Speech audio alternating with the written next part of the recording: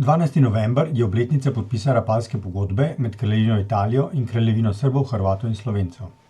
Pogodbo so podpisali leta 1920. Rezultat pogodbe je bila mejna črta med omenjenima državama.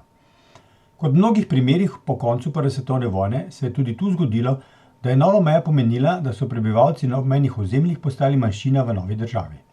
V primeru Rapalske pogodbe je to pomenilo, da je približno tretjina slovenskega prebivalstva ostalo manjšina v Kraljevini Italiji, poleg njih pa še Hrvati v Istri. Še pred podpisom pogodbe je slovensko prebivalstvo na ozemljih, ki jih je zasedla italijanska vojska, že občutilo posledice aktivnosti različnih nacionalističnih organizacij. Naj omenimo samo požig Narodnega doma v Trstu. Po vzponu fašizma na oblast je bilo kot protidržavno delovanje razumljeno tudi vsako upiranje, katerega vzrok je bilo opozarjanje na nespoštovanje pravic manjšin. Pripadnike slovenske in hrvaške manjšine v Julijski krajini je seveda kratenje osnovnih pravic, kot je na primer uporaba maternega jezika, zelo prizadela.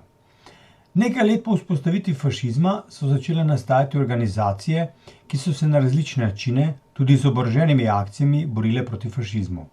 O teh organizacijah in fašizmu nasploh smo v naših posnetkih že govorili. Povezave do posnetkov najdete v opisu spodaj.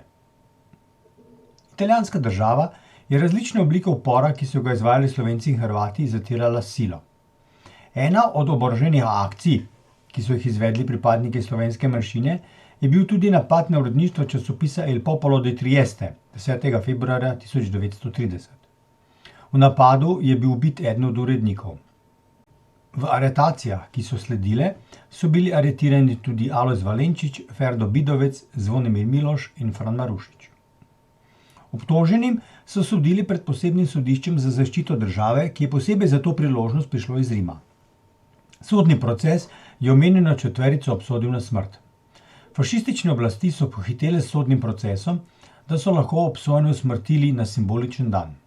Nekaj ur po razsodbi so bili v ranih jutranjih urah 6. septembra 1930 ustreljeni na Gmajni pri Bazovici. 6. september je bil rojstni dan jugoslovanskega prestolonaslednika Petra. Fašistična Italija je omenjeno četverico obravnavala kot teroriste. 15 let po usmrtitvi, septembra 1945, nekaj mesecev po koncu druge svetovne vojne, so na Gmajni, kjer so bili ustreljeni Bidovec, Marušič, Valenčič in Miloš, postavili spomenik. Avtor spomenika je Franjo Kosovel. Vsako leto je pri spomeniku osrednja slovesnost spomin 4 antifašistom. Pred nekaj leti je spomenik dobil status kulturnega pomena. Spomenik je bil v desetletjih po postavitvi žrtev političnih napadov italijanske desnice. Spomenik so mnogokrat oskrunili s protislovenskimi napisi. Alojz Valenčič, Ferdo Bidovec, Zvonimir Miloš in Fran Marušič so bili leta 1997 odlikovani z zlatim častnim znakom svobode Republike Slovenije ob 50-letnici priključitve Primorske v Sloveniji za zasluge v zmagovitem boju proti nacifašizmu ter za zvestobo slovenstvu v najhujših časih potujčevanja. Ne smemo pa spregledati, da so bazoviški junaki v Republiki Italiji še vedno obsojeni kot teroristi. Ta obsodba je iz časa fašističnega režima, proti kateremu so se borili. Bilo je že nekaj pobud, da se sodba razveljavi in s tem prizna njihov status antifašistov. Sodbo bi bilo potrebno razveljaviti. Pomilostitev bi namreč pomenila, da je bil boj proti fašizmu napaka.